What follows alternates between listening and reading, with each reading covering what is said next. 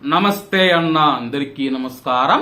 Kuwait లో ప్రస్తుతం మనం చూసుకుంటే నకిలీ కువైటీలు ఎవరైతే ఉన్నారో వాళ్ళను గుర్తించి వాళ్ళ యొక్క పౌరసత్వాన్ని రద్దు చేస్తూ ఉన్న విషయం అందరికీ తెలిసిందే.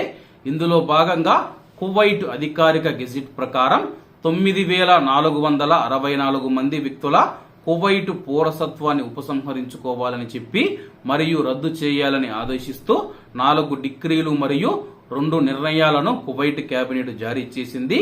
2025 డిక్రీ నెంబర్ 24 ప్రకారం 5,694 మంది మహిళలు మరియు వారిపై ఆధారపడి ఉన్న వారి యొక్క పౌరసత్వాన్ని రద్దు చేయాలని చెప్పేసి, అలాగే 2025 డిక్రీ నెంబర్ 26 ప్రకారం 38 వ్యక్తుల పౌరసత్వాన్ని రద్దు చేసింది.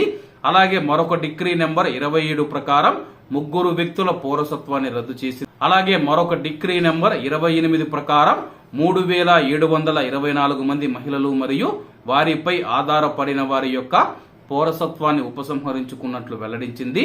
అదనంగా కువైట్ కేబినెట్ నిర్ణయం నెంబర్ 54 ప్రకారం 4 వ్యక్తుల యొక్క పౌరసత్వాన్ని ఉపసంహరిస్తూ ఉన్నామని చెప్పేసి ప్రస్తుతం కువైట్ దేశవ్యాప్తంగా అయితే అధికారులు నకిలీ కువైటీలను గుర్తించే పనిలో ఉన్నారు. చాలా సంవత్సరాల క్రితం వీళ్ళు కువైట్కు వచ్చేసి ఇతర దేశాల నుంచి, సిరియా కానీ లేకపోతే గల్ఫ్ దేశాలు కానీ, అరబ్ దేశాలు కానీ ఇతర దేశాల నుంచి కువైట్కు వచ్చేసి కువైట్లో వీళ్ళు కువైటీలుగా పౌరసత్వం నకిలీగా పొందారని చెప్పేసి తెలుస్తూ ఉంది. కాబట్టి అందరూ బాగుండాలి, ఎందులో మనం ఉండాలి. అందరికీ నమస్తే అన్న, జై హింద్.